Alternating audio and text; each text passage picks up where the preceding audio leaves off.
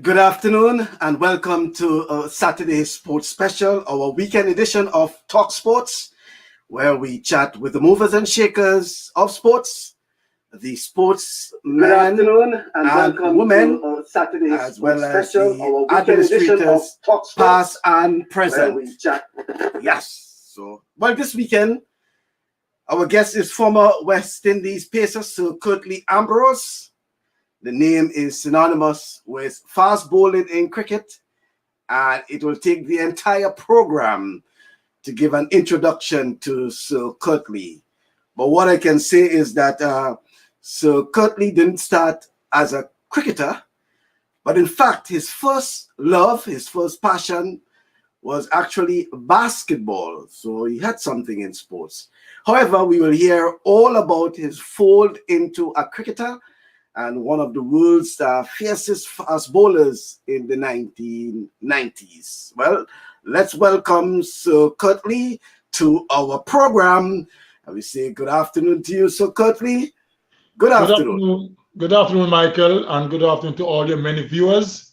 I hope and trust that you're staying safe up there in New York. Certainly. I wish it was warm as you in Cedar Valley in Antigua. Oh, yes, it's nice and warm here, and I'm loving it. I don't take the cold very well. Well, it's a mild day, the day before Mother's Day, and it's sort of mild, I would say. So we getting into the groove for summer. More or less. Well, your mild is still too cold for me. I know. Well, thank you very much, Sir Curtly, for being on our program. And as I indicated at the start,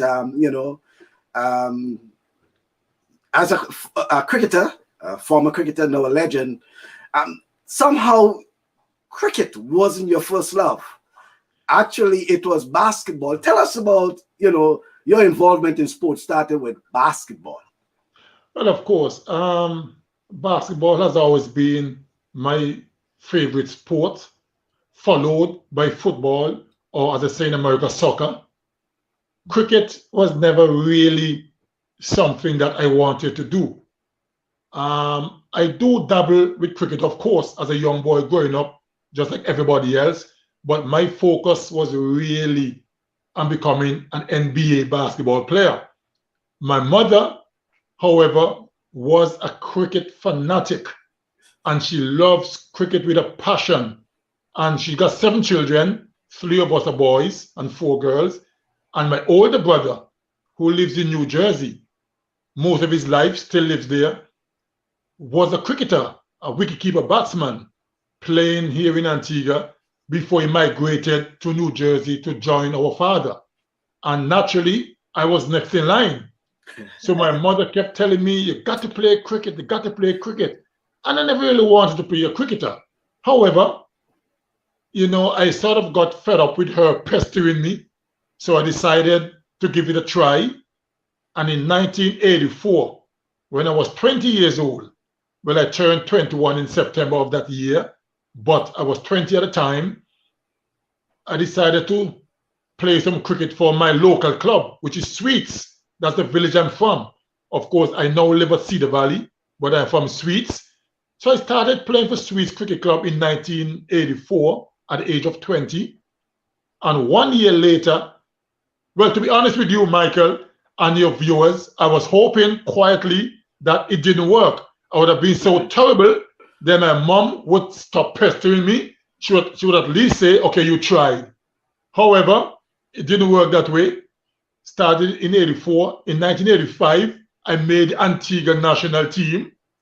And 1 year later, in 1986, I played for Leeward Islands. I wasn't in the original team in 86 for Leeward Islands, but a couple of the fast bowlers got injured and they brought me in for the final game in 86. In 87, I went to the camp for Leeward Islands. I wasn't selected. Then I went back in 1988, was selected, and then that very same year, I made West Indies team, never looked back. So from 1984 to 88, within 4 short years of not wanting to play cricket at all, I suddenly found myself an international cricketer. And as I say, the rest is history. So I guess my mother knew I had all this cricketing talent. And, I had a wonderful career. Yeah, well, it seems as if your mom basically folded you into being that cricketer you are. Well, you were at that time. I have to give her a lot of credit. She was really driving force behind me playing cricket. Mm-hmm. And what happened to your brother? It seems as your brother was playing cricket before. What happened to him? Yeah, he was a batsman, wicketkeeper batsman, and a lot of people figured they was good enough to probably go on to play for the West Indies. But what happened? He went. My father lived. Well, he lived in St. Croix for most of his life, and then he migrated to New Jersey. And my brother decided, you know what? I'm just gonna go away, and he just gave up cricket. Went to New Jersey, never looked back. Got married there, have his children there. That was his life for 30 odd years. And I've also got 2 sisters living there as well. So I've always been in the States for many years, checking my family out and all that stuff. So he just gave up cricket and went away, and that was it.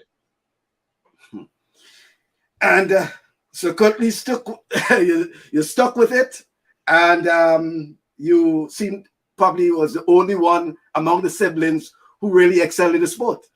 Yes, my younger brother never liked cricket. He was like me. He loved basketball. So people from the village of Sweets kept saying to him, play cricket. You could ride on Curtly Ambrose's name. Who knows?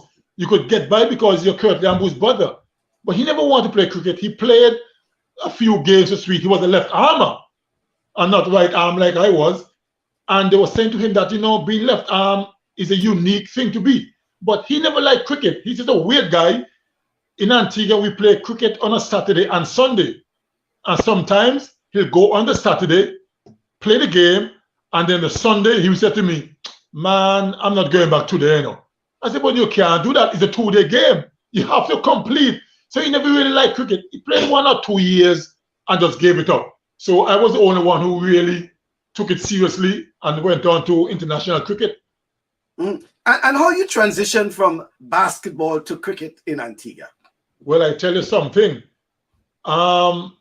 Even when I made the West Indies team in 1988, I was 24 then. I still had big dreams of moving to the States with my brother, 2 sisters, and my father. Obviously, half of my family lives in the States, half live in Antigua. So I still had dreams. And then after a while, maybe after about 2 years, I said, you know what? At 26, it's going to be difficult now, So let me just take this cricket really seriously and make a career of it.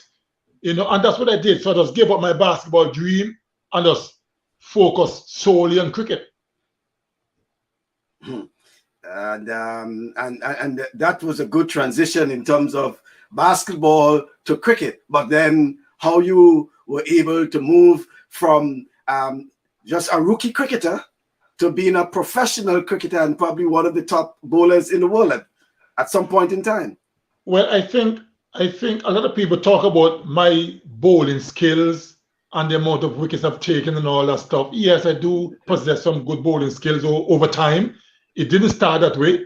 As you mentioned, I started as a real rookie, learning the craft. But what I think was my biggest asset was my pride.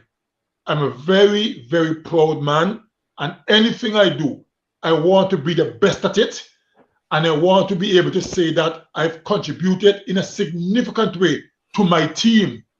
So I guess my pride was my biggest asset. And then, of course, I developed some good skills over time and to complement my pride. And I think that's why I was so successful. Mm-hmm. And you had something which most likely, not just in the regional, but also on the international scene. Your motto or mission statement or whatever it was had to do with accuracy and consistency. Let's talk about that. Well, when I started first, right through my whole career, I hate when batsmen score runs off me. I know it will happen because I've had the privilege of playing against some great batsmen in my time. But I hate Well, I'm not going to say give runs away because I've never given you any easy runs. But I hate to see batsmen score runs off me. So I've always been very mean-spirited in terms of runs. I've always felt that I had to work extremely hard to get wickets. So my motto was simple. You as a batsman will have to work extremely hard as well to score runs off me. And when you see a batsman score 100, you know they've earned it. It wasn't given to them. They must have played extremely well to get 100. So that was my thing. You want to score runs, work just as hard as I have worked to get wickets. Mm-hmm. And I know we have a lot to talk about later on, but there's one particular match, well, that series in Australia back in 1993. 7 for 1.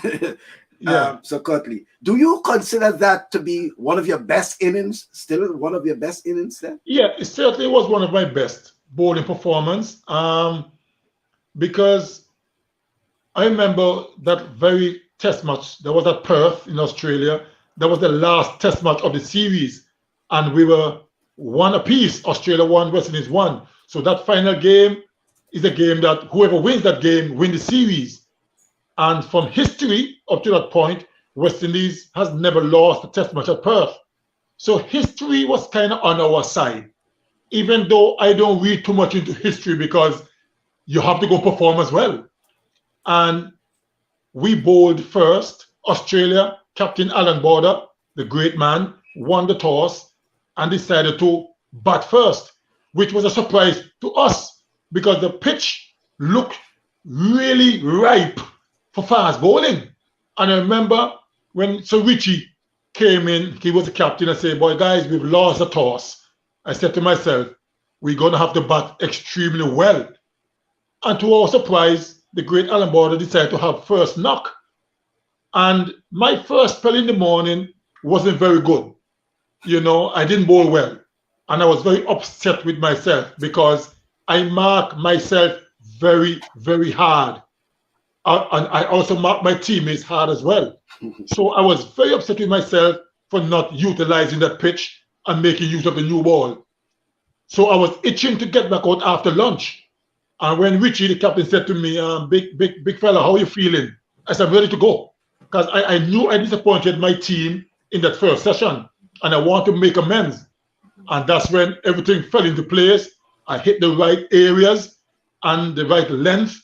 And the guy just keep getting out. And to have a spell of 32 deliveries, 7 wickets for 1 run is unheard of. I myself didn't expect it, you know, and that was a freakish moment, really.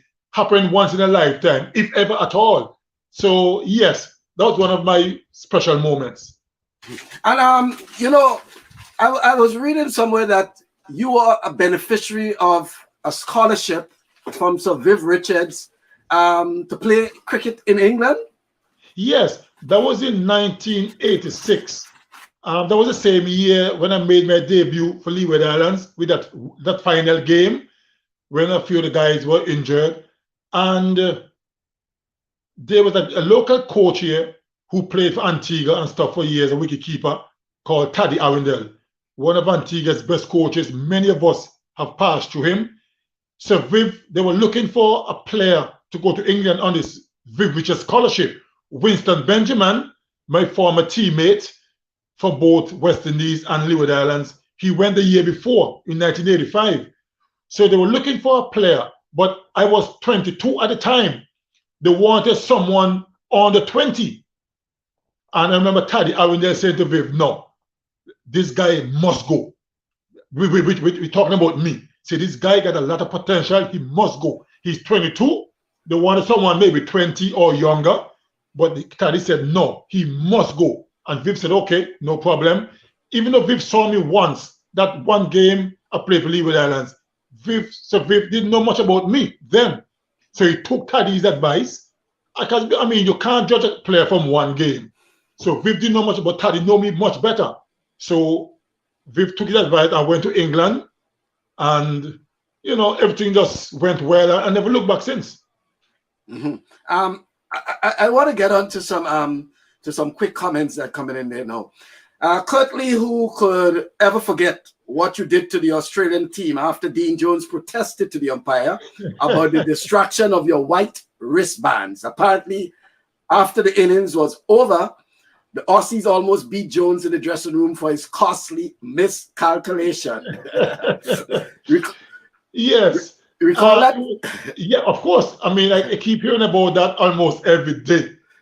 I mean, everywhere I go, people talk about it, and I kept saying to them, well, there are two instances. That one with Dean Jones, and of course, the little fracas with Steve Waugh in Trinidad a few years later. I'm sure that will come up in the program soon. Steve But Waugh. everywhere I go, people talk about those two instances.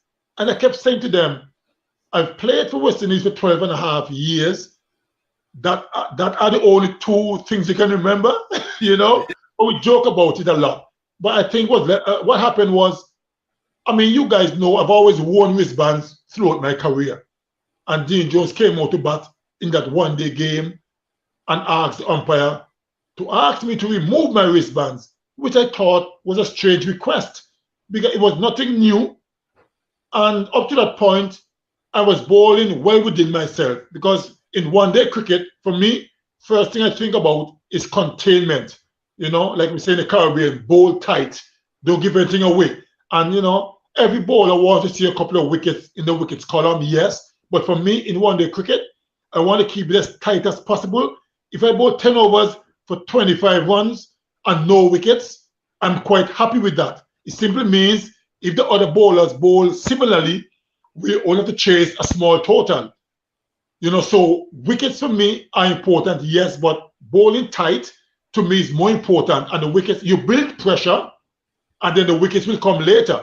So I was bowling well within myself, and Dean Jones came up with this ridiculous, you know, request that really upset me.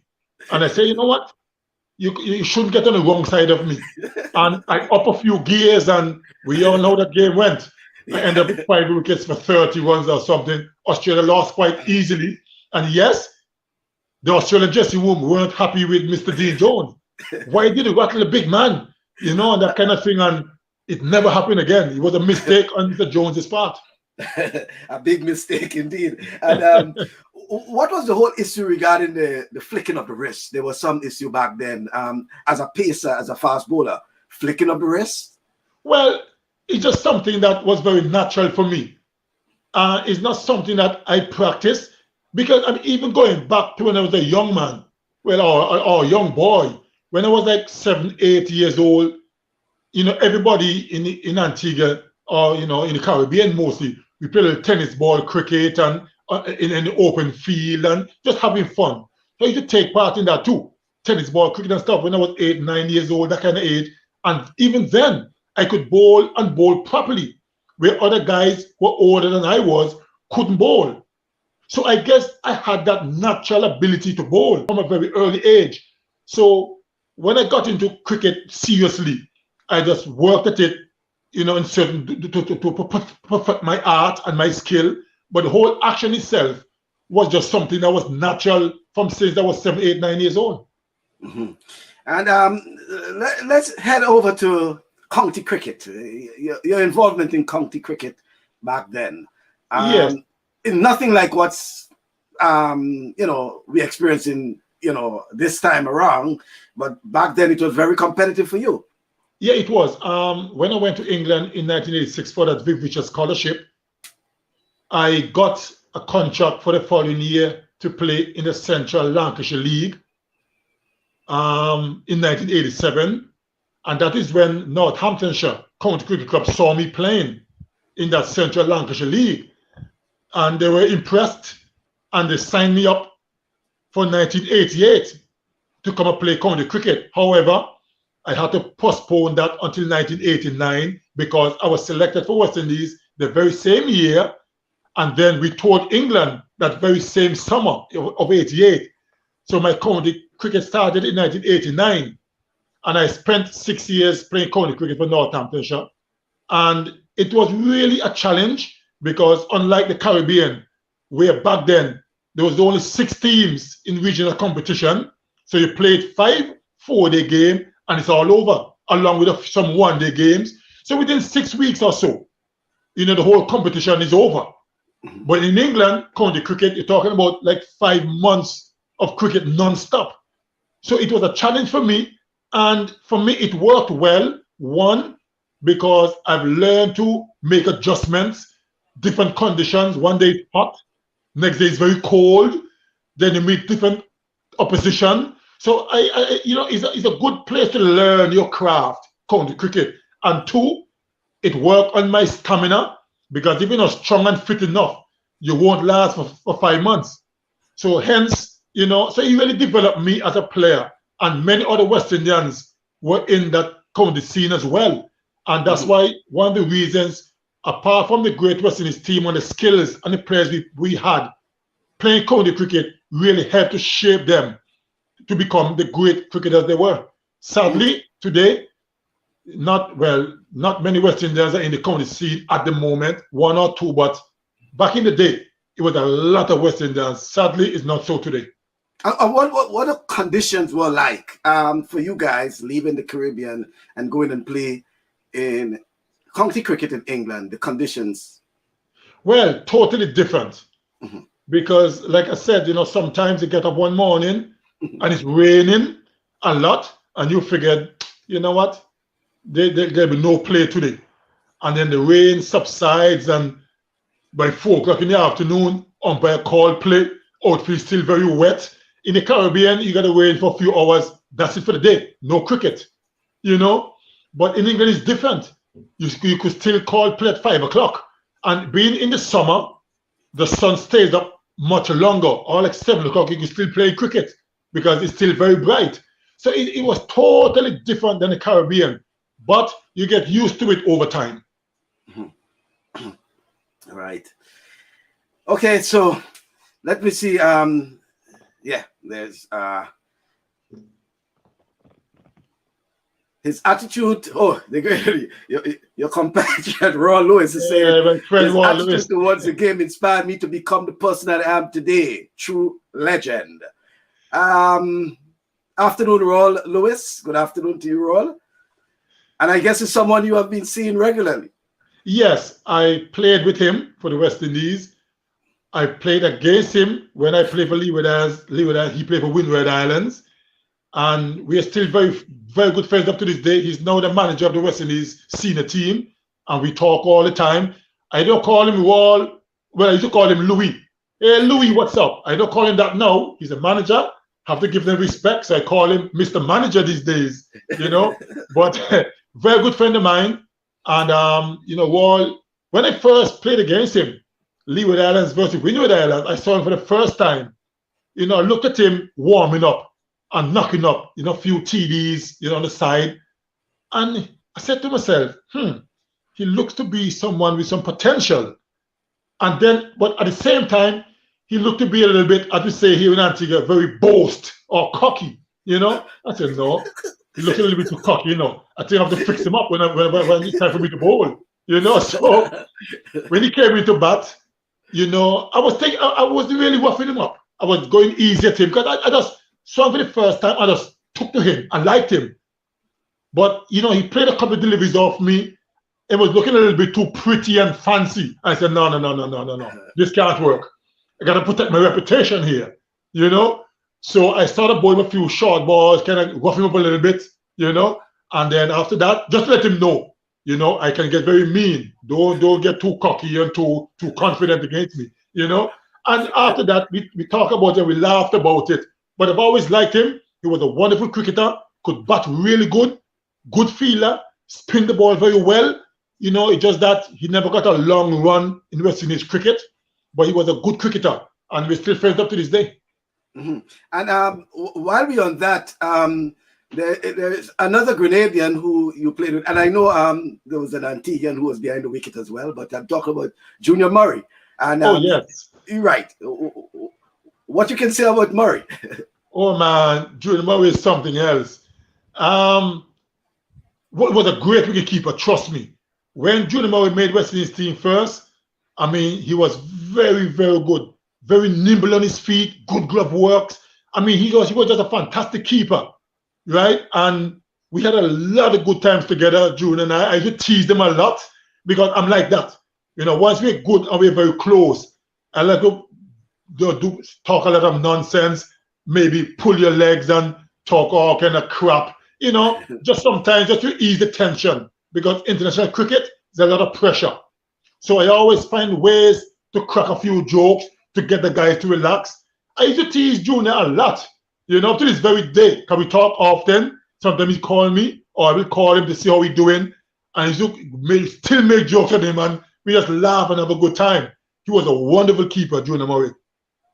And I guess it's just not just Junior Murray, but quite a few others. Talking about Junior Murray, I think it was Junior Murray who was behind the stumps back then in let me just see. All right, I'll just play the clip and I want you to comment on that because I think it's something you made mention of earlier. Okay.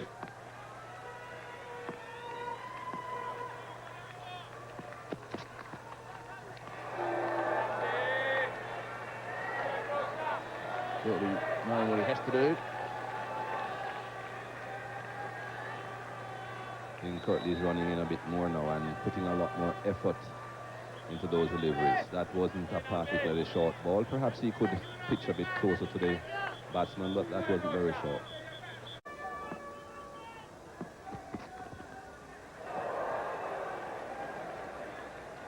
Just emphasizing the slow nature of the pitch. It took an hour to get to Junior Murray. Seems to be some sort of discussion going on there as well, but we haven't seen too many of this sort of delivery, and as we've said, that just shows you how slow the wicket is. And they're exchanging a few words out there, batsman and bowler. It just shows you how serious these two are.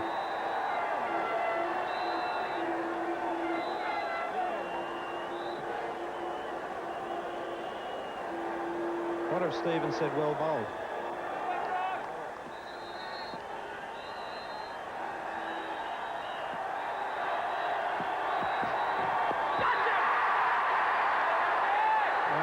As we predicted, AB, it's got him fired up.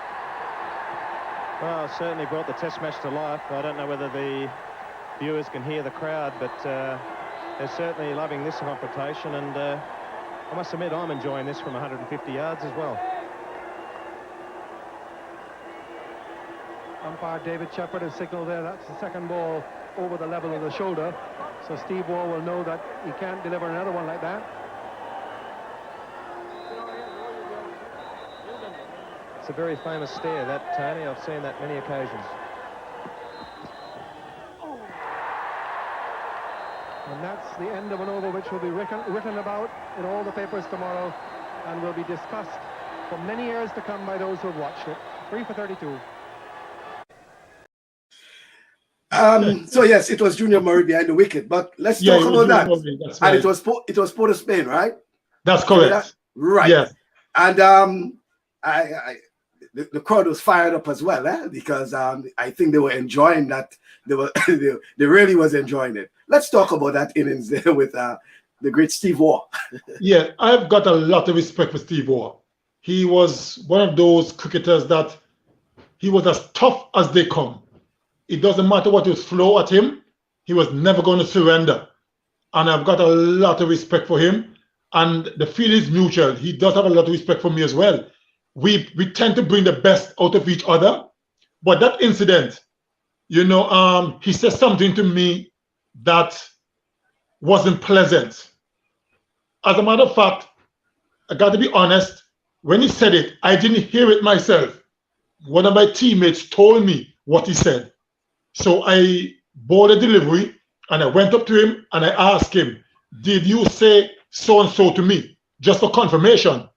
And he said, well, I can say whatever I want to say, which to me was a yes.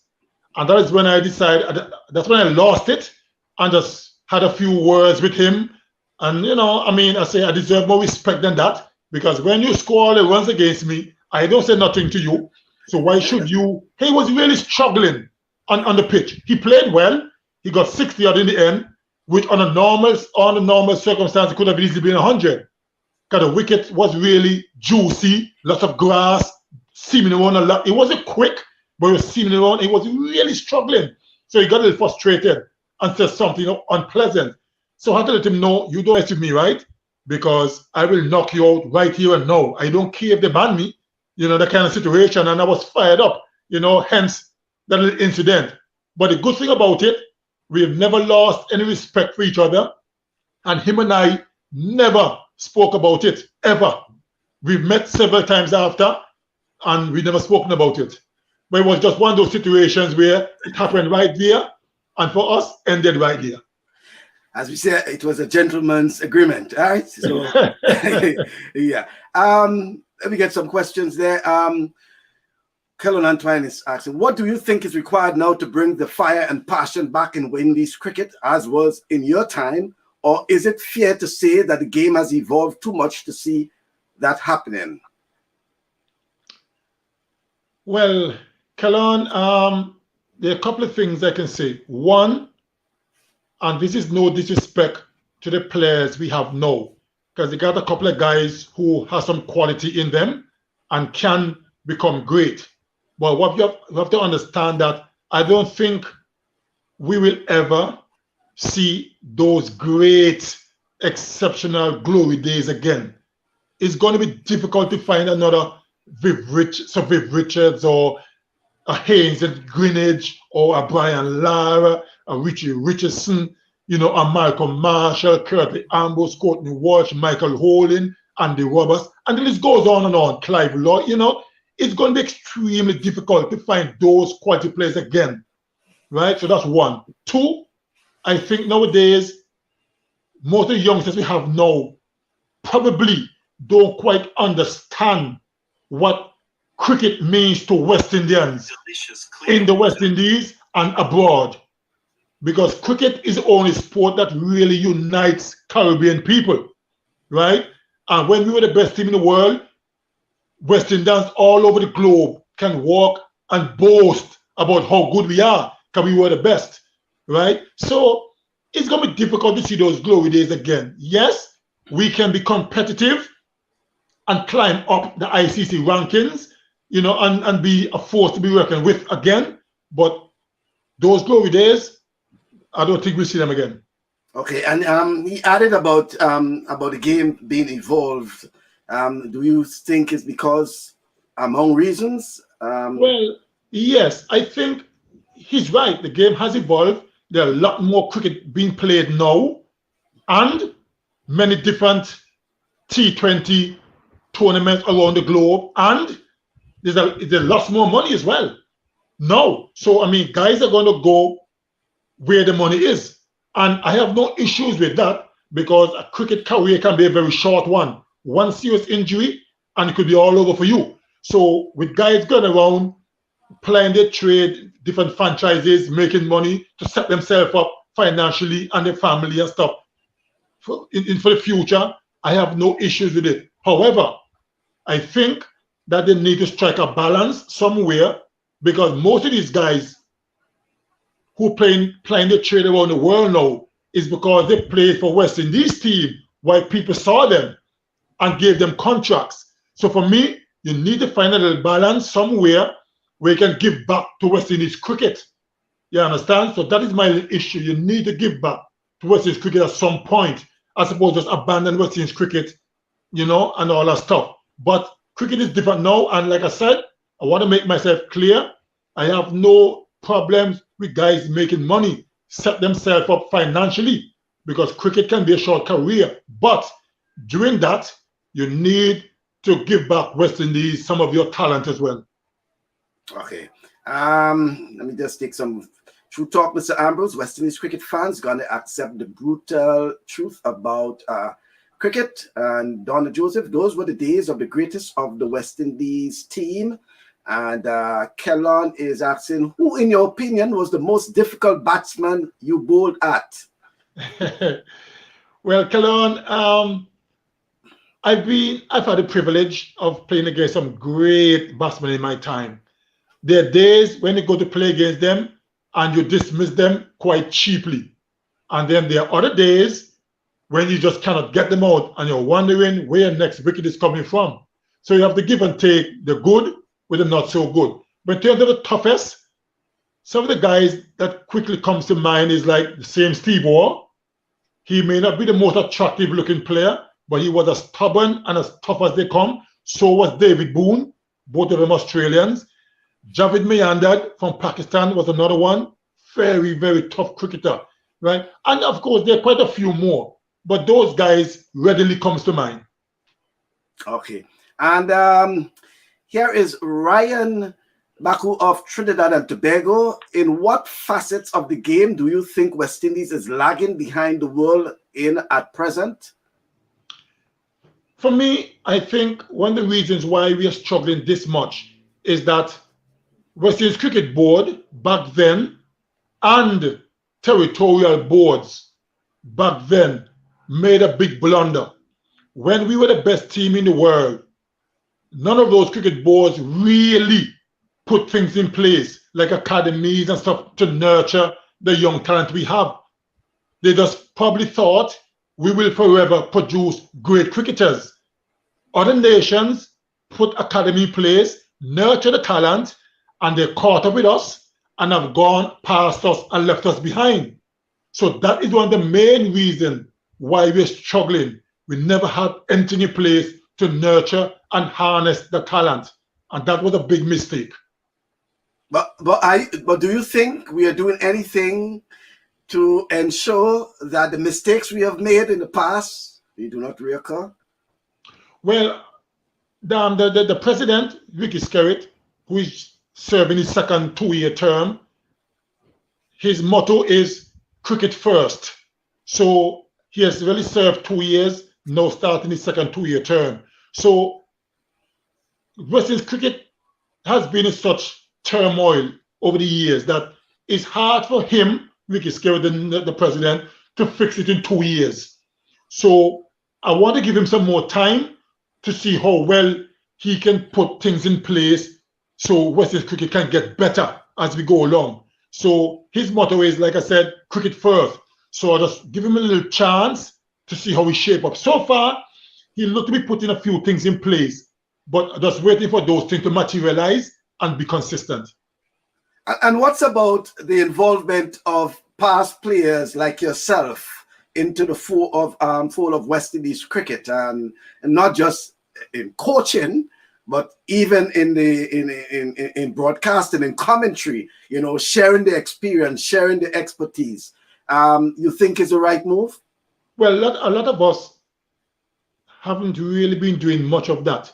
From time to time, I spent 2 years as a bowling consultant with the West Indies senior team, between 2014 and 2016.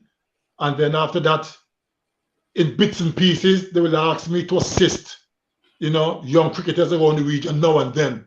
Not on a whole scale situation, but now and then they will call me in to do something, a little camp here and there along with other coaches, but nothing set, like over a number of years.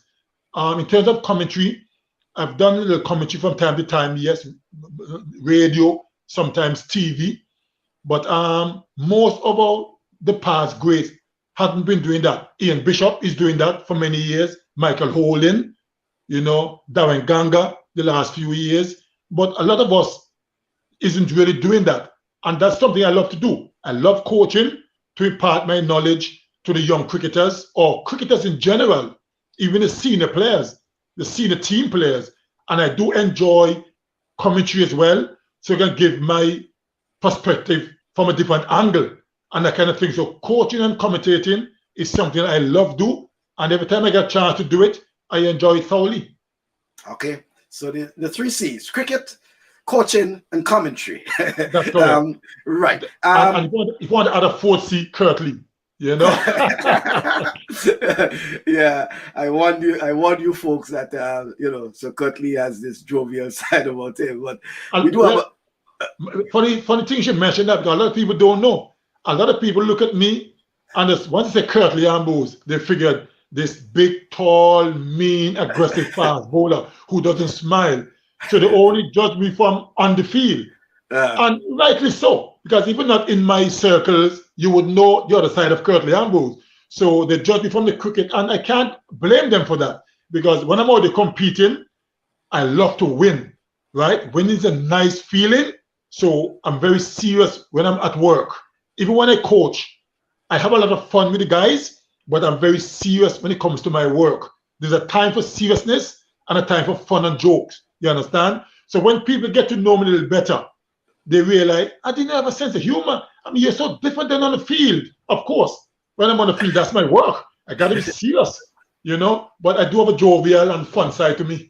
Yeah, well, let's. I sense that in the commentary, you know, and we have some questions. And folks, I will try to get all your questions or most of your questions in, because this is the opportunity we have with Sir Curtly. He's very relaxed, everything. And by the way, before we continue, just to let you know, folks, in case you're looking at, let me give you a full screen. In the back of Sir Curtly, he indicated that's a special room he uses for things like that, you know, chatting with, you know, the folks and things like that. So, and in the back there, you'll see memorabilias and trophies and plaques and what have you. It's what we call the honor room. Yeah, something like that. So, you know, so that's what you see in the back there. Well decorated indeed. But the question here, so what is the one thing you always do after a good performance? Well, I don't drink and I don't smoke, so I can't say I'll take a drink or I'll take a smoke. I don't do none of those. So after a victory, you know, I really just try to enjoy the moment, you know, whether it's having fun with my teammates, talking about the game and the reason why we won, and just having a good time. Most of my teammates will have a drink. You know, I don't, so I might have a little orange juice or an apple juice or something, or maybe a bottle of water, whatever the case might be. And my teammates tried for years to get me to drink. They say, oh, you're too soft, have a drink. We just won a big game, have a drink. And I'm like, no, it's okay. I have some water or some fruit juice or whatever the case might be, and I'm fine with that. So just enjoy the moment and just to the fullest, because the next game, you have to start from scratch again. So just enjoy the moment, however I can. Question again. The West Indies has been progressive against Bangladesh and Sri Lanka. What do you expect for the series against South Africa? 5 T20s and 2 tests. That's a good question, Ryan. Yes, we beat Bangladesh in Bangladesh not so long ago, 2-0, with what some people call a second string West Indies team. I don't like those words, second string, because it was a West Indies team. Yes, we may have lost some of our regular players, but it gave some other guys a chance to show what they can do. So I don't like the second string team stuff. I don't want to hear that. It was a West Indies team. The guys did extremely well to beat Bangladesh 2-0 in Bangladesh. We came home. We played against Sri Lanka in the T20s, the ODIs, and 2 test matches. The T20s, we won 2-1. The ODIs, we won 3-0.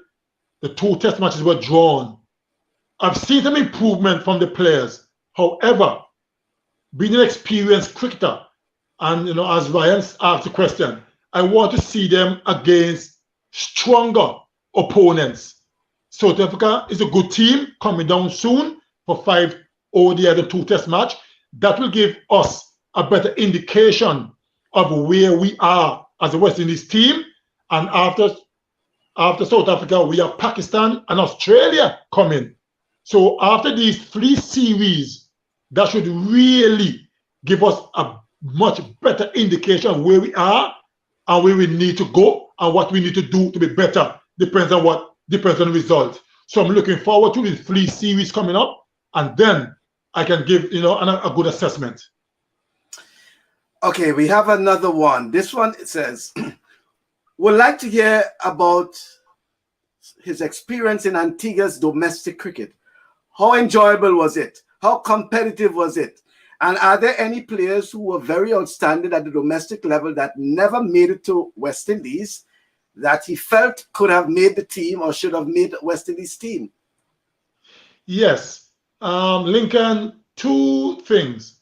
One, the local competition in Antigua, back when I played, was very, very competitive because you got lots of guys who played for Antigua, Leeward Islands, and West Indies in different teams. So whenever we do meet up, it's always fireworks because it's about bragging rights. So when we play for our local teams, we want to win. Why? So when we meet up together as an Antigua teammates or Leeward Islands teammates or West Indies teammates, I can be saying to someone like a Saviv or Sir Richardson, I can say to them, you know what? Remember the game I played against you? How I nick off your edge? You only scored 12. Or if they score 100 against me, they'll be like, big fella, remember that 100 I got against you? Man, you know? So it's bragging rights. So it was always very competitive, right? And I remember when I went on to the second question, yes, there are a few guys who played, who I believe should have played for West Indies. Some of you Bascom, might know the name Enoch Lewis, who played for Leeward Islands and Common for many years. Yeah. One of Antigua's greatest batsmen. I thought he should have played for West Indies. There's another guy who played for Leeward Islands for many years, Ralston Otto, as well. Many people believe they should have played for, and there are quite a few more. But those two guys really, especially Enoch Lewis, probably we thought should have played for West Indies, but it didn't happen. And just want to say, in terms of local competition, I remember when I made West Indies team first, I became an international cricketer, and I came back after tour. I was playing for Sweets, that's my local club. I just figured I'm an international cricketer. I have nothing to prove. So when I go to play for Sweets, I never really put in the same kind of effort that I used to do before I played for West Indies. And a very, very good friend of mine said to me, called me to the side one day and said, not that I was bowling badly, but I wasn't bowling ferociously or that kind of stuff. I was still getting wickets, but I wasn't really 100%. And I remember a very good friend of mine said to me, you know what, come here. I realize you're not putting in the same kind of effort that you should. So I said to him, well, I don't need to do that. You know, I mean, I'm still bowling okay. I'm not being beat all over the park, still getting wickets. But he said, no. Let me tell you this. You're an international cricketer. And whenever you come down to this level, if someone watching the game doesn't know who you are, they must readily realize that you're a notch above the rest. They must know you're something special. You must always maintain a high standard and not come down to the level. And I was like, I have nothing to prove. He said, no. You must maintain. And I went away saying, you know what? You're right. Because if these same guys beat up on my bowling, the first thing they're going to say, he's a test cricketer and I'm beating him all over the park. So that advice, I took with me forever. So any cricket I'm playing, whether it's for Sweets locally or for Antigua, no matter what, I've always tried to maintain that high standard. And that's something that I always teach my players whenever I'm coaching. Always make sure you're cut above the rest. And that's a very, very good advice that I've gotten way back when. Mm-hmm. And as we started, it's all about consistency. Yes. Right? Yeah. Wow, the comments are coming in. My personal ratings for the greatest among the greatest West Indies bowlers ever in correct order. That's according to Kellon. Number 1, Ambrose. Number 2, Marshall. Number 3, Walsh. Number 4, to be determined. And thank you very much, Kellon. Rafael Moses. Oh, Fletch. Well, I think we got through with that one. Ambi, what was in your mind when Dean Jones asked you to take off your wristband? I think to be honest, Raphael, I was so mad I wanted to knock him out. All right. And then some more comments are coming in. Yeah. This one is a very interesting one. Did you ever thought of taking up career in music after your cricket career? The last time I saw you was in Grenada more than 10 years ago in Progress Park. Mm-hmm. I remember yourself and the great Richie Richardson and others performing live after the match. The crowd was amazed at your talent. talent at its best was on display. So let's talk about the music now. Yes, thanks, Callan. Yes, I remember that because we used to come down there for that cricket special weekends, Yeah. And after the game, we always play some music. But to answer the question first, Callan, yes, I've always loved music, always loved the bass guitar. I think it's a fantastic instrument, and there can be no music without a bass guitar. So I've always been fascinated with bass, and yes, I've always said after my playing days, I want to be a musician and play in a band. So that was something that I really was looking forward to. And yet I remember those times in Grenada, man. I used to enjoy, as a matter of fact, the Grenada Prime Minister, the Honorable Keith Mitchell, very good friend of mine, every time I go to Grenada, he always said the same thing to me. Curtly, I know you're a good cricketer, but I want to see if you can play music. Because if you can't play music properly, I'm not going to allow you back in Grenada. So we used to joke about that. So how to impress the Prime Minister as well, So I do enjoy music. Mm-hmm. But talking about being a bass guitar, there's an interesting story about how you got into music and how you got your guitar. I think it was the same Sir Richie Richardson that influenced you into the music. Yes. Let's talk about that. We were teammates before he became captain. Not teammates, sorry. We were roommates. Yes, we were teammates, but we were roommates before he became captain. And we were in England. And Richie always walked with his guitar on tours. Like I mentioned earlier, international cricket is a lot of pressure, and you need to find some ways of relaxing. Some guys do different things. Some guys like to go out, maybe have a few drinks just to relax, come back, whatever. For Richie, he always have his guitar strumming away. And I used to hit the table or a desk or whatever in the room and sing along for accompaniment. And one day I said to Richie, you know what? I'm going to buy me a bass guitar. I've never touched the instrument in my life. And luckily for me, right around the corner from the hotel was a music shop. So Richie and I went around the corner, went into the music shop. I just bought my bass guitar. First time in my life I'm touching a bass. So Richie was the one who started showing me the notes on the bass and say, this is a C, that's an F, whatever the case might be. And we used to play some music and enjoy ourselves. So yes, because of Richie and his guitar and stuff like that, I decided to get my bass, and everything just went from there. And, just get into a band and enjoy myself. Mm-hmm. Let's stick on the music part because it's coming in. So Curtly, now I see Chris is into singing as Bravo. When you will be dropping the album? That's the next question. Well, the difference with myself and Bravo and Gail is that they basically are solo artists. I am a part of a band, and we've got two lovely female vocalists. Even though I do a little singing myself to give the two female vocals a little break in between, I don't plan on being a solo artist, no.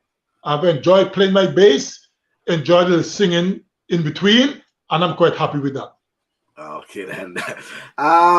Question again. Do you think that a 2-week training camp is enough time for players to gel with each other before major games, especially test matches, since players come from different territories?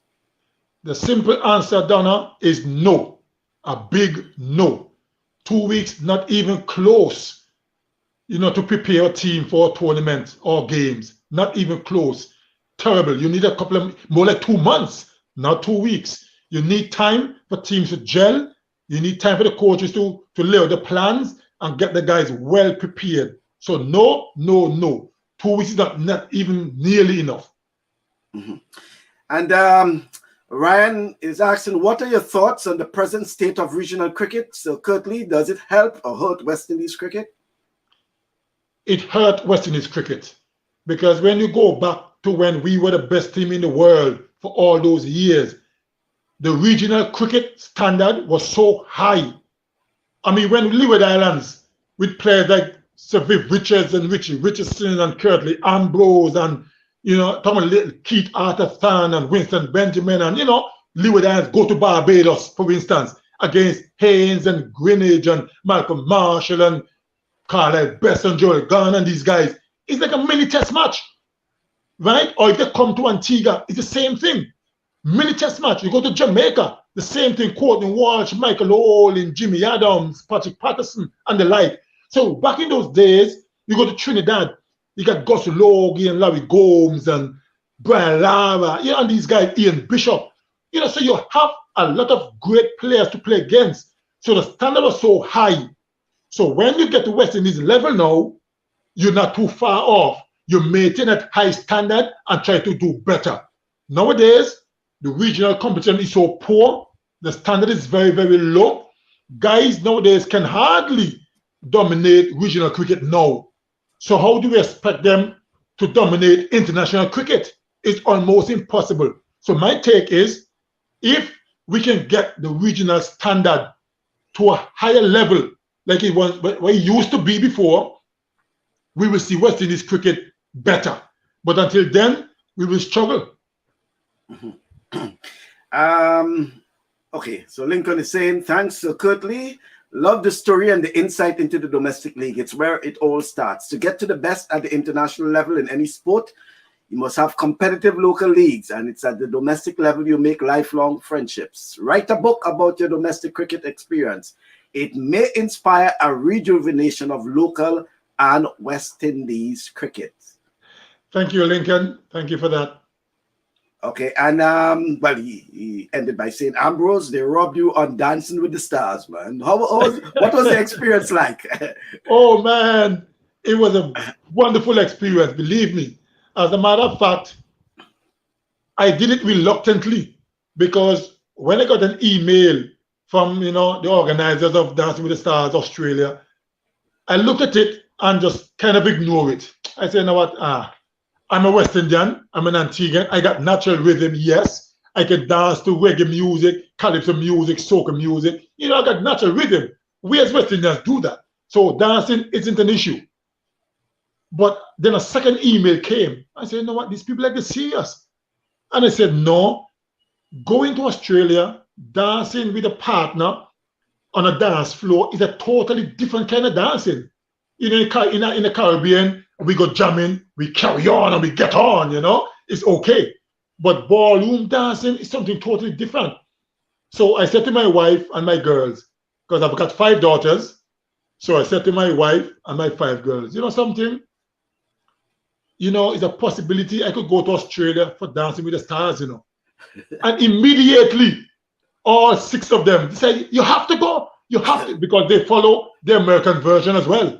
Right. And they say, you have to go. It's a huge thing. I said, no, ballroom dance is something totally different. I don't know if I can pull it off. They said, man, my children, man, daddy, you can do anything you want to do and do. And I said, man, I don't know. I'll think about it. They were like, no, nothing to think about. You got to go. And I said, you know what? You're right. Everyone thinks Curtly Ambrose is big, fierce, aggressive, mean bowler. It's a chance to show the world, Australia and the rest of the world, there's a softer side to Curtly Ambrose. So I went to Australia, not knowing what to expect, and I was teamed up with a professional, because Dance with Stars mean stars and professional dancers.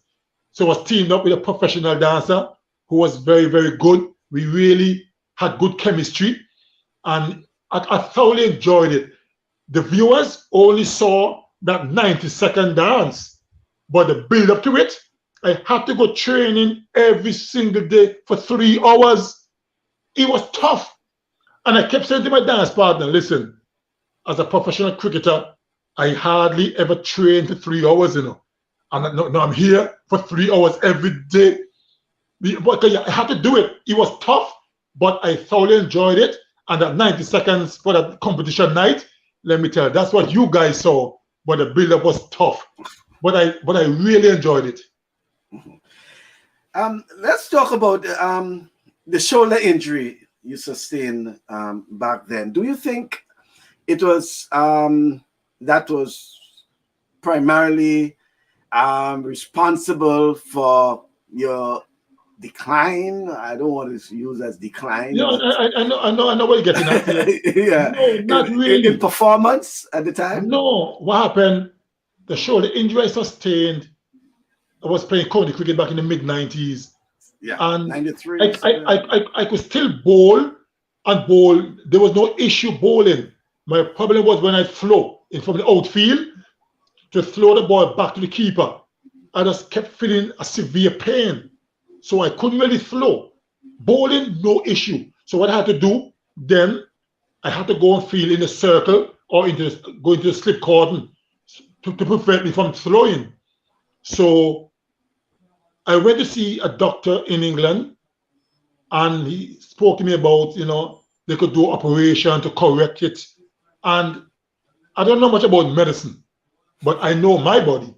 So I said to the doctor, I have to think about it. Because what I was thinking to myself is that I could bowl, still bowl with good pace, still get wickets. There was no issue at all bowling, only when I throw. So I said, it can't be that bad.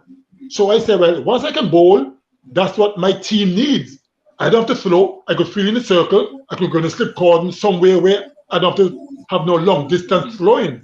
So I said, you know what? No. I'm not going to do this operation because I was scared something may go wrong and then I can't bowl, period.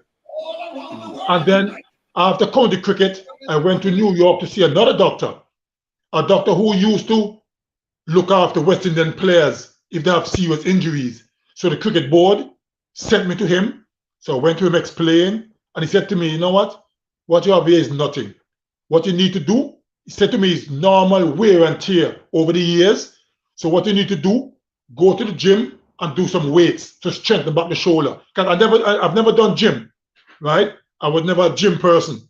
So he said, go to the gym, do some weights to strengthen the shoulder, the muscles on the shoulder, and you're gonna be fine. So I did that, went to the gym, do some weights and stuff, went to bowl, do my stuff. And I that kind of, so even now today, well, not presently because COVID situation, gyms and stuff are closed. But since then, after I stopped playing cricket, I still go to the gym maybe 3 times a week, do a little treadmill, some little light weights. I just kind of enjoy the little exercise, that kind of thing. So what I had wasn't too serious. So it never affected my cricket really. Mm-hmm. And back then, I think it was the latter years of your career. It would have been you retired in 2000, so probably in 98, 99, you missed out. I think it was the ODI tournament, mini tournament or whatever they called it at that time. Yourself and Walsh, as a matter of fact, missed out. But in your case, it was because of the hurricane. I think it was hurricane affected your house or something like that. So, and you missed out. Apart from that, towards the back end of my career, 1999, 2004, retire, I just figured because retirement is just around the corner, I wanted to expose some more young fast bowlers, especially in the one-day setup. Because for me, I just decided, I don't want to play any more one-day cricket. The little time I have left, I wanted to devote that little time just for test cricket alone, right? So expose some youngsters to the ODI format, give them some experience. So that was the main reason why I decided, you know what, I'm not playing number one day cricket. I just got fed up on the figure. My last few months or last year, whatever it was, let me just devote that to test cricket. And so that's why even when they toured England in 2000, my last tour, I didn't play the one day tournament. I decided against it, but I'll tell you something else. We played the series against Pakistan home. It was a tri-series, Pakistan and Zimbabwe, right, and West Indies. And I said to the selectors and the cricket board, you know what? I don't want to play any more one-day cricket, right? Give some youngsters a chance. And they said to me, at least play the first 2. And if we win those first 2 one days, we're basically into the finals. And I said, okay, no problem. I will go and play the 2. We played the first 2 games in Jamaica, we won. And then I said, okay, that's it for me. And they come to me and say, man, we have a nice thing going, let's continue that winning streak. And I said, I don't want to play no one-day cricket. Anyhow, I think we played 7 games up to including the finals, right? The final was best of 3. We lost to Pakistan 2-1. So every game, they keep saying me, no, let's continue. And they kind of said, no. I ended up playing 6 games out of 7. Remember, I didn't want to play any. I missed 1. in St. Vincent. I said, you know what? I am not playing anymore. And then they said, oh, you know, the finals coming up. I said, oh, you know what? I don't want to let down West Indies. So I played 6 out of 7, considering I didn't want to play any. Okay, we went to England. We played the first 2 test matches. And then it was a lot of one-day games after that. And I said, you know what? Don't come and ask me to play. I will not play no one-day cricket. I don't care. I'm done. You know, so and I know if I go and play 1, it's going to be 2, it's going to be 3, and I end up playing the whole tournament. So I didn't play any. There's a question here that is it fair to say that the players of today should be paid after each game based on performance and not a flat rate? No, not at all. For whoever sent that question, my answer is no. You can't do that.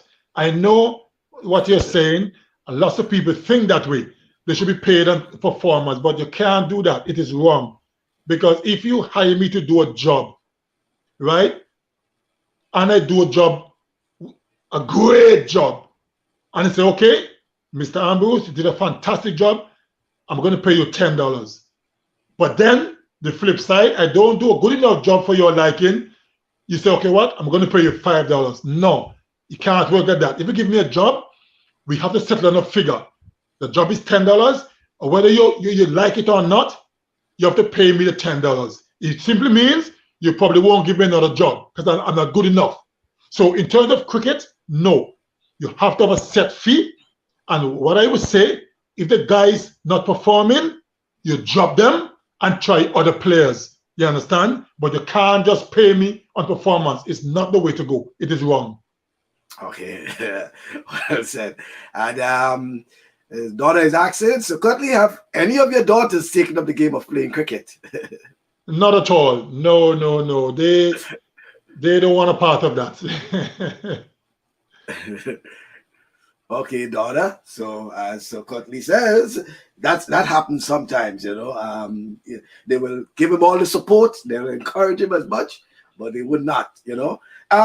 So Curtly, let's look now at the way forward for West Indies cricket. What is in your humble opinion, what you think, what you see, or would you like to see regarding West Indies cricket, the development of West Indies cricket and going forward?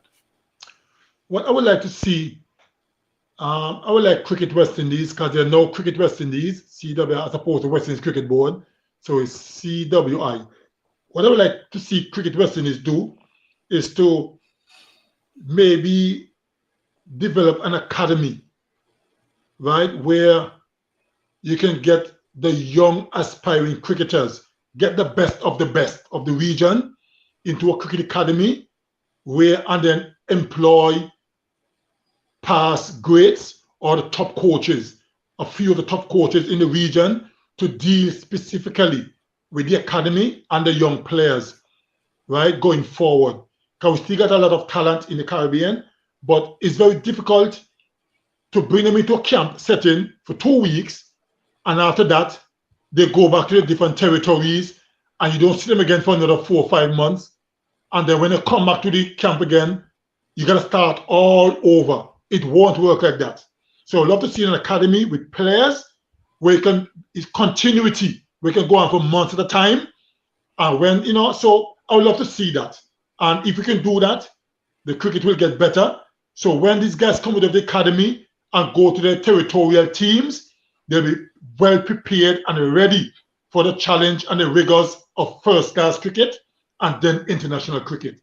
Too many of our players playing international cricket with a lot of flaws, right? And that is a problem. They need to start from earlier in the academy setting and then build on their skills going forward. Do you see it as a central academy or territorial boards having their own academies? No, it needs to be one academy, because the thing is, if you got 2, 3, 4 different academies, coaches coach differently. So you don't want to confuse players. You come to the academy and I'm in charge and I coach you a particular way. And then you may go back home to your territory and decide, you know what, I'm going to go to this or the coach to keep going. Yes, you can learn something new and different. Nothing is wrong with that. But when you come back to me now, you may have totally different approach. And then I, as a coach, will have to try to figure out how to get you to be the best. You know, have to cut this, cut that. And so if you have too many coaches all over the region, it may be a little bit too difficult. So let's start with one academy first. And once that is up and running and going well, then we can branch out, meaning you can have a particular plan for all the coaches around the region who are doing coaches. So we're all on the same page. But we need to establish an academy first, and then we can branch out. Okay, then. Let me go with another. So, Curtly, I think you mastered the most critical facet of the game, the mental aspect. Your body language after you delivered a ball, walking back to take your mark with a facial expression that said to the batsman, your time has expired, has certainly impacted your game plan. Very few players utilize the mental power of the game. Was that a deliberate plan of yours, or was it just reactive to situations on the field? Well, mentally, apart from my pride, mentally, I'm a very, very tough person. And every time I'm competing, doesn't matter what, whether it's cricket, basketball, football, or some people call it soccer, it doesn't matter. When I'm competing, I am ultra aggressive and ultra competitive. So what you've seen on the field of play is a natural thing from within me. It's not an act. I don't have to practice it. It's just natural because I love to win. And when I'm competing, I want to be the best. So when you see that fierce look and the competitive spirit, yes, it's a natural thing inside me. Mm-hmm. I noticed that during your time, so Curtly, you basically was always ranked in the top tier of bowling by the ICC. In fact, it says that for much of your career, Ambrose was rated the world's best bowler in the ICC player rankings, first reaching the top in 1991. He rarely dropped below second and was ranked in the top 10 from 1989 until the end of his career in 2000. So, Curtly, why it is we don't have West Indies bowlers, we can read that about current West Indies bowlers anymore? I can give you one word. Well, two. Or well, maybe three. No, honestly, it's the lack of consistency. So that's three words. Lack of consistency is the problem plaguing our players, not just bowlers, but players in general. Lack of consistency. If you're not consistent, you're not going to really progress.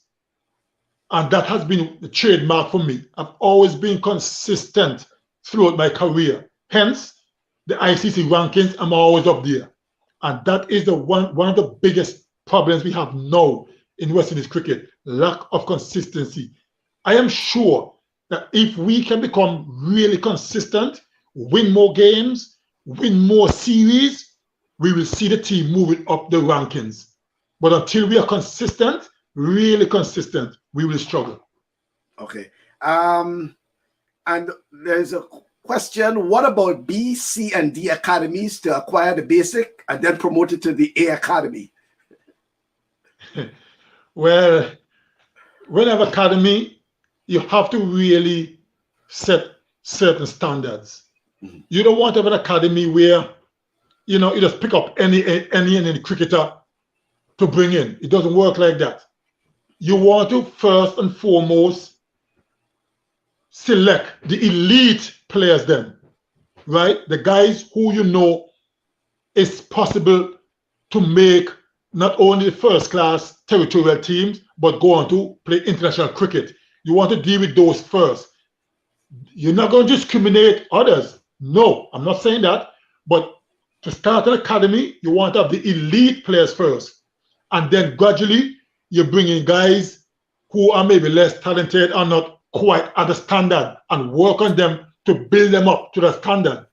But it's always important to start with the elite first and then you build on the others. Let's talk about fast bowlers. The next crop of fast bowlers in West Indies cricket, starting with your compatriot, Alzawi Joseph. Alzawi Joseph has still got a lot to offer West Indies cricket. He's still only 24 years of age, still learning his craft. What happened? He came out of the under-19 tournament a couple of years ago. Was it 2016? Yes, because that was the year we did the treble. Yeah. Right. So he came out of the under-19 with a big reputation. And then he was fast-tracked when he played for Leeward Islands and then onto West Indies senior team. What a lot of people expected of him was for him to get into international cricket with a bang, like he did in the under-19s. And that to me was a bit unfair. Under-19 level is totally different than international level. Much, much better players, stiffer and tougher competitions. So he will take some time to adjust to international cricket, and he will learn as he go along, right? I think we expected him to do wonders too soon, and that hasn't happened, right? He didn't bowl very well in the last tournament against Sri Lanka here in Antigua, but he's now in England doing a short stint with Worcestershire in county cricket. That should do his cricket a lot better, or the world of good. So I'm expecting him to improve after that. And what's about the crop of fast bowlers we have now, who you see on the horizon? There's still a few fast bowlers around that I believe, given the right guidance, and if you get them in the right environment, they will get better. Because from time to time, we've seen some brilliant bowling from them. Goes back to the lack of consistency. Yeah. You have one good game and then 2 or 3 not so good games, or let's be frank, 2 or 3 bad games. It wouldn't work. You got to be more consistent. And I'm sure that these young fast bowlers that we have here, if they are consistent enough, they will get better. But I don't want to see them in the right environment, and we'll see better performances. Okay. A little blushing for you, Sir Curtly. Gosh, I was in love with that man since I was 9 years old. There your ages. And then here we have, what does Ambrose think are the chances of a retired West Indies 11, including Ambrose himself with his bad shoulder? So Viv, Lara, playing and defeated our current West Indies 11, my bet will be on the old man. All right. I praise indeed, Lincoln, but I don't think you'll see that. I mean, it's too much. As I said, the old boys, the body can't withstand it. I mean, I played a couple of Masters games a few years ago, and I can promise you, at the end of the T20 game, because we can't play more than T20, we got to look to drop it to T10 maybe, After the games, I mean, the dressing room smell like a hospital.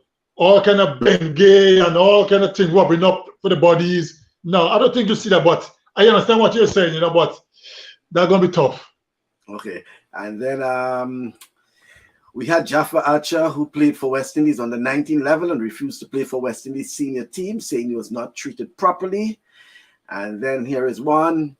I'm certain that the Australian bowlers and maybe English bowlers have studied your bowling style for years, your immaculate line, keeping the batsmen guessing, frustrating batsmen, and getting them to play a false shot was your trademark. I just think that our bowlers lack consistency and just bowl whatever delivery they guess they should bowl, instead of pitching the ball in the correct areas. Is it lack of adequate coaching, or is it some of our bowlers don't study enough? Then? Well, Callum, I don't think it's the lack of adequate coaching. What I find, because like I said earlier in the program, I spent 2 years with the senior team as a bowling consultant. So I have first-hand knowledge of most of these guys who are playing.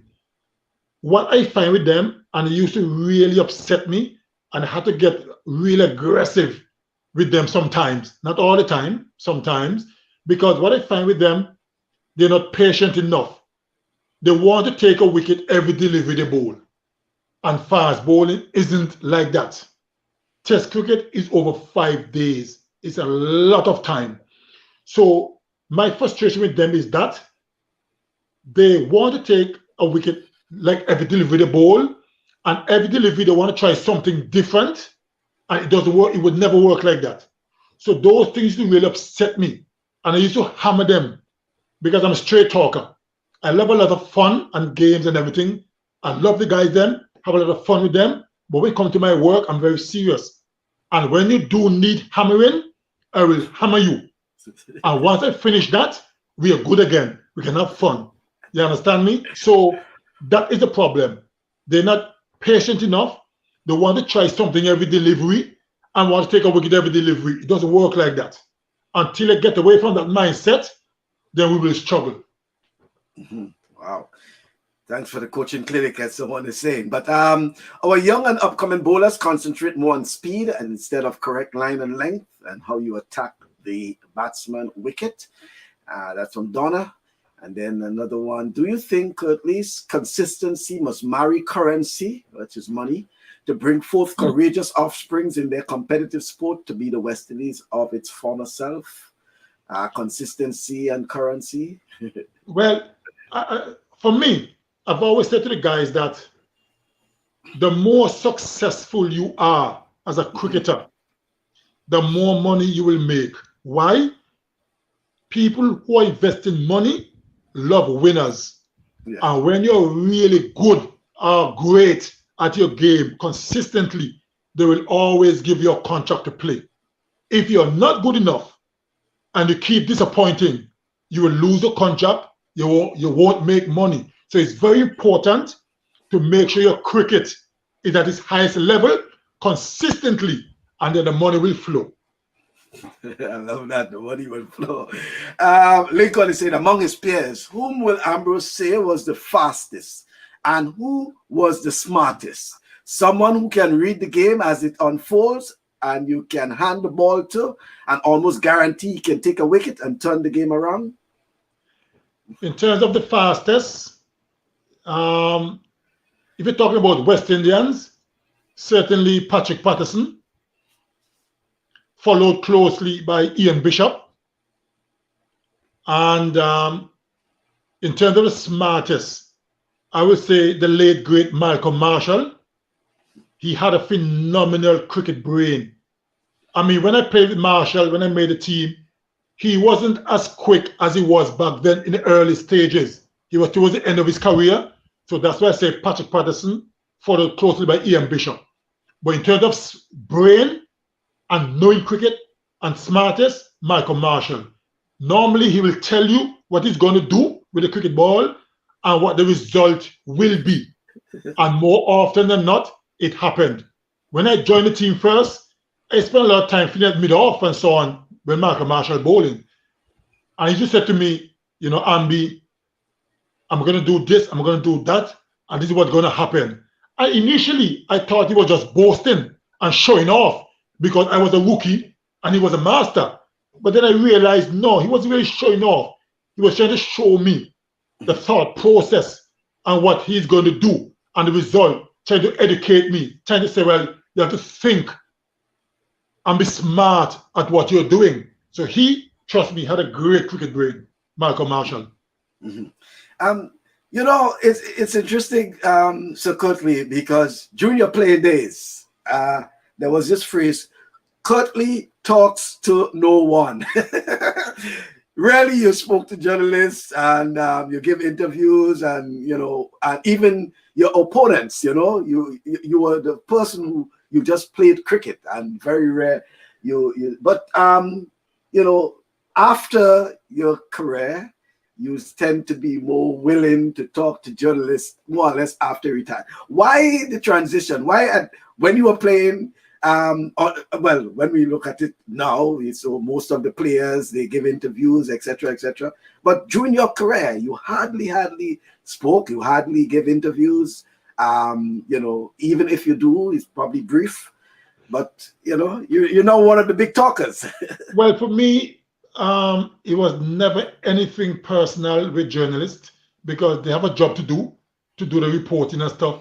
But for me, over the years, and first of all, I never said Curtly talk to no man.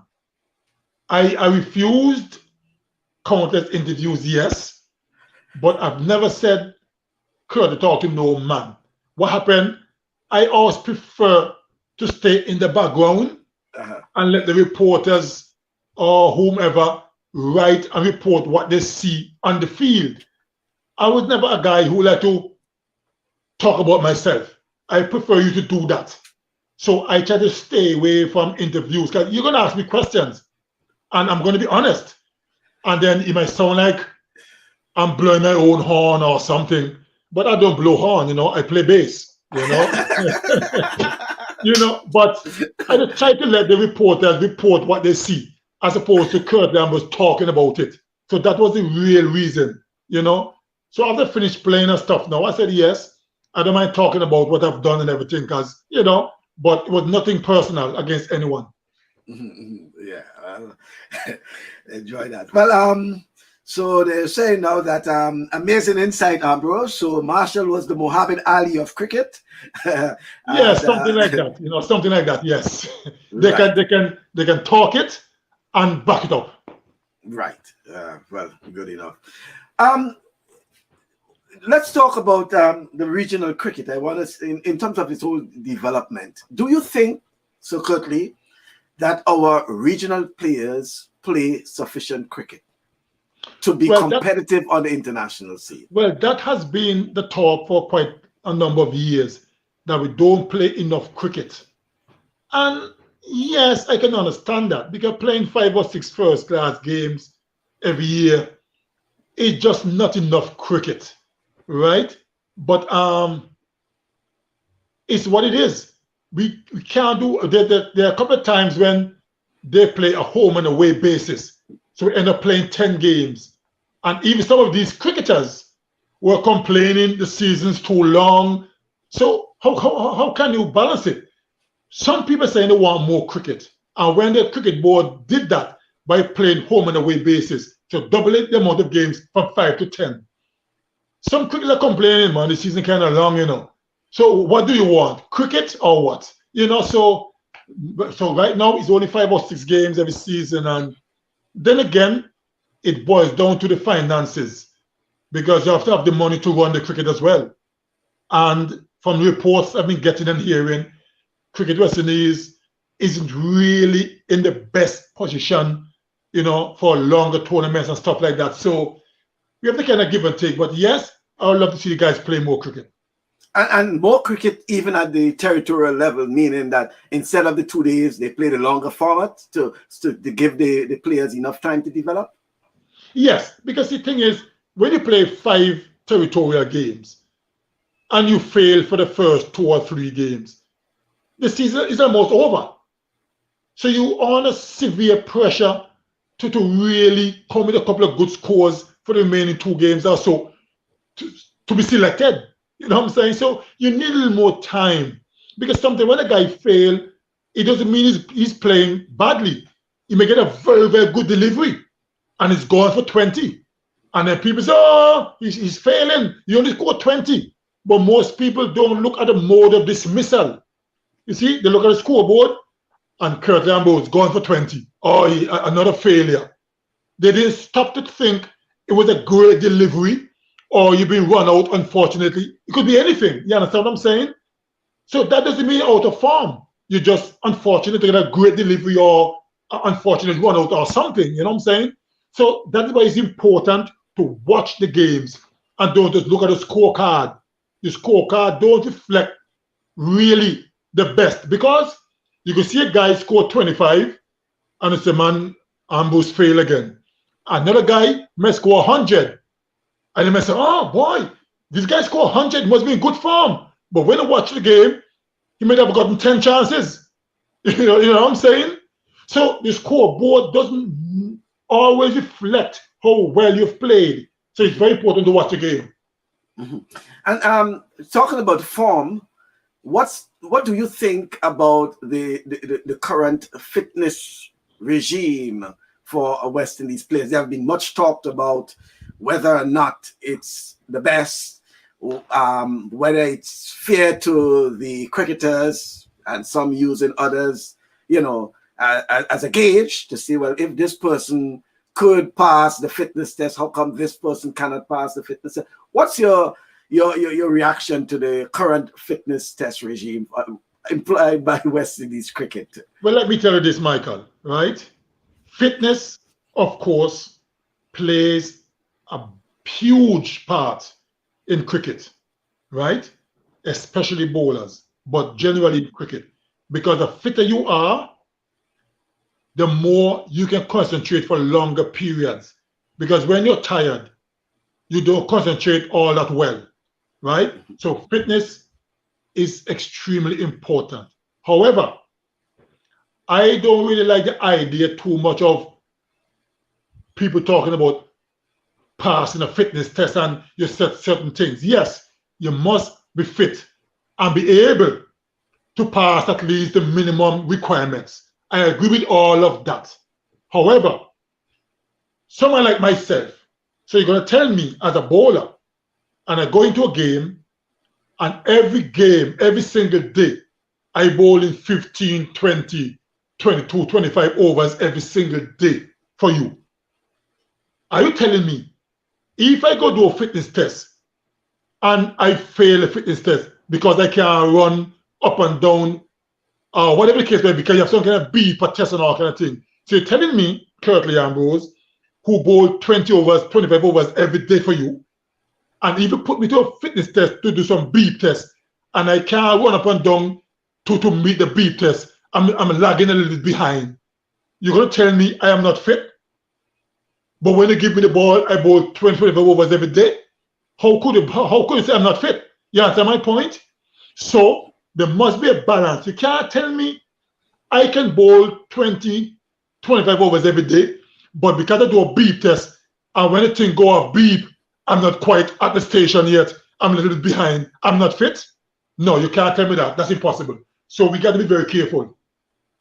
So in essence, you're saying that there need to be a re-evaluation of this testing system? Yes, because if a guy go there and bowling a lot of overs every day, or as a batsman, you're batting, scoring hundreds, batting for long periods and all that stuff, but you can't just quite make a beep test. You're going to tell me you're not fit?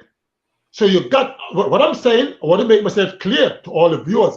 I'm not saying you should be able to at least meet the minimum requirements. I'm not saying that you should. As a professional athlete, but in this instance, a professional cricketer, you should be able to make at least the minimum requirements, yes. But if a situation where you don't quite make it, but you're still scoring runs and you're getting wickets and bowling of overs, come on, you got to be a little more flexible. But then you got to let me know, Mr. Ambrose, you're not quite there. I know you're getting runs, you bowl lots of overs, but you got to meet the requirement standard. So go and do a little extra work. I understand all of that. You understand? So yes, but you can't just really discard a man totally because you don't quite, honestly performing and doing everything you ask him to do in a game. That's what I'm saying. A little light piece here in and between. I know of a Grenadian woman who bought a wedding dress and used to tell people she was going to get married to Ambrose, the cricketer. The dress still on a hanger in her room. I like that. That's a good one. That's a good one. Yeah. But so Curtly, we have a busy period of cricket coming up. Well, hopefully with the post-pandemic, and we have cricket from next month, I think, until January next year, team after team. What is your forecasting regarding West Indies preparation, West Indies readiness, West Indies level of competitiveness for the upcoming home series, I should say? Well, I'm looking forward, to all these home series coming up. Like you quite rightly mentioned, South Africa is supposed to be coming here next month in June. And then we got Pakistan and Australia coming soon after that.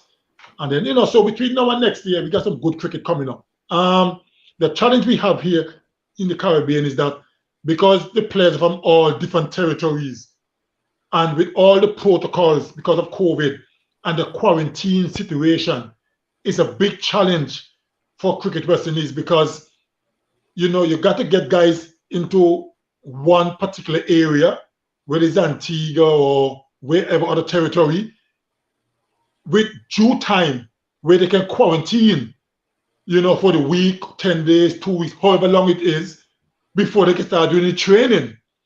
And then by the time you start to do all that stuff, you know, time really is upon you before the series start. It's really challenging, but we don't have much of a choice. So most of the preparation for the guys isn't adequate enough. But at the same time, we have to try and make do with our preparation time, and just hopefully that, you know, guys are professional enough to be training in their territory prior to joining up with the team. So at least when you do come at the team, your fitness level is good. You've been playing some cricket or in the nets for a while, so you don't have to start from scratch. So if you're professional enough, you should be doing that, and don't rely on the camp to get into shape. If you're trying to get into shape, when you come to the camp, you're late. I love that. You're late. Question: do you think we are in need of another Sir Alan Stanford to boost our regional cricket, or should the regional governments and other regional sponsors need to contribute more, much more now than ever before? Of course, the governments of the region and other, you know, prominent businesses, you know, will play a huge role in survival of West Indies cricket. Cricket West Indies alone can't do it. You know, we're not a rich country. We're not like India or Australia or England, you know, those richer countries. We do need help. And the governments have been assisting, and of course, other businesses and stuff. So we do need help. And if all those entities can really come together and come with a nice plan in terms of the monetary situation, you know, yes. But we do need help financially. Okay. And not to cut you, Michael, but yeah, I just saw that there. I really, you know, I just saw that there. So I was saying that just to wrap up on some points there. This interview highlights the need to portray a broader image of our sportsmen and women. We big them up primarily for their sporting achievements, but they have much to offer beyond sports. Whether listening to Ambrose or to Atto Bolden or Mike Holden, Ambrose offers an intelligent commentary on the game of cricket, his approach to winning, his teammates, on the state of West Indies cricket, on money in cricket, on remuneration for players. Well done, sir. Enough respect. And yeah, finally, without getting Curtly in trouble, what would he tweak if given the chance to the current management team and Raw Lewis in particular? Finally. Well, I mean, Raw Lewis is doing a good job, right? He was there when I was there as well. And back then, because I did my 2 years stay between 2014 and 2016, and he just came in. So a few years later, he's much more experienced and know how to get the job done and everything. And from reports I've been getting, because I still talk to his players sometimes whenever they're around, whether they're in Antigua, and I'm doing commentary or whatever, I still talk to them and stuff. And Wally doing a very good job. The other staff, in terms of coaches and so on, what I would like to see some of these coaches do, and not just at West Indies level, but any level in particular. I find some of these coaches, like they're scared to be upfront with their players, right? They don't want to be firm and tough with the players. So it seems to me like some of these coaches are trying to be, well, they're like looking friends. Like they want the players to say, you know, so-and-so is a great man, very nice. I'm not in for that. What I want to see some of these coaches do, be firm and strong and honest with their players. Meaning, if the players mess up, be man enough to tell them, you messed up. And we talk about it and find ways to fix it. The same way, you tell them, very well done, and applaud them when they do well. When they mess up, you should be mind enough to tell them. Some coaches don't, like they're scared. I'm a different kind of coach. Like I said earlier, I love to have a lot of fun with my players. I want my training sessions, even though we're serious, we must enjoy it, right? But at the same time, if you mess up, Curtly Ambrose will tell you straight up, you've messed up. This is where you went wrong, and this is how we fix it, that kind of thing. But some coaches, like they're scared, like they want to be, it's got a popularity contest. I always say to my players, call me the worst man in the world. Cuss the hell out of me. I don't care. As long as we're winning games, we're winning series, that's all I want. I don't want to be the most popular. I don't want to tell me Ambrose is a nice man. Are we losing? No. Drop the nice name tag, call me the worst, but let's win. That's all I want. Okay, then. Well, thank you very much, Curtly. I want to say thank you, and the folks are saying thank you as well. It was so much a pleasure. Nice, enjoyable, relaxing. It's nice to hear from you. Thank you very much, Michael, for having me on your show. I'm sure sometime we'll do it again. Certainly. And to all your many viewers and all those who have sent their comments and suggestions and all the nice words, I really appreciate it. Thank you very much. And I'm sure that one of these good days, when the time is right, I'll be back on and we'll talk some more. Thank you very much for having me back, Michael.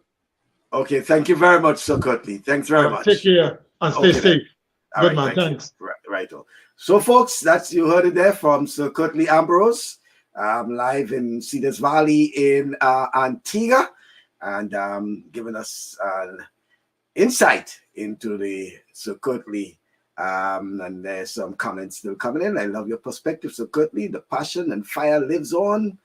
And certainly Sir Curtly is reading some of the comments as they come in there. Folks, just to let you know that coming up on Thursday, we'll be speaking to Barry Collymore, who is the chairman of the Grenada Tourism Authority. Our focus on Thursday will be on sports tourism. Post-pandemic, how can countries like Grenada and others, use sports tourism to rebuild the economy or rebuild sports tourism, whatever you want to think about, but we'll be dealing on the whole issue of sports tourism. Sports really affected tourism, really affected during the pandemic. So a whole issue regarding sports tourism and how the countries like Grenada and others can really, build on sports tourism. So join us on Thursday from 8 o'clock in the evening with Barry Collymore. He will be our guest, and we will be chatting with that. Yes, on Thursday, discussing the whole issue of sports tourism with the chairman of the Grenada Tourism Authority, Barry Collymore, live at 8 o'clock on Thursday. I hope really to you'll be with us so we can discuss that issue. And thank you to all the folks who were part of the program, providing your comments, Kellon and Toro, Lincoln, Toro Deputy, Donna, all those who were, Roger and Clev and Brian, all those who were providing their questions, their comments. I'm certain that Sir Curtly enjoyed being part of the program. So once again, invitation is yours to join us on Thursday for our next program. That's our midweek program. And then on next Saturday, we'll have another of our program from 1 o'clock in the afternoon. So folks, I want to wish you a pleasant weekend, and to all the mothers, happy Mother's Day from the Saturday Sports Special. We want to hope that we hope that you have a very enjoyable day on Sunday, which is Mother's Day. So from me to you, happy Mother's Day. And until then, I look forward to your company and for you being part of our program come Thursday on the TalkSports program, when we will have our special guest, the chairman of the Grenada Tourism Authority, Barry Collymore, speaking about sports tourism. Good afternoon.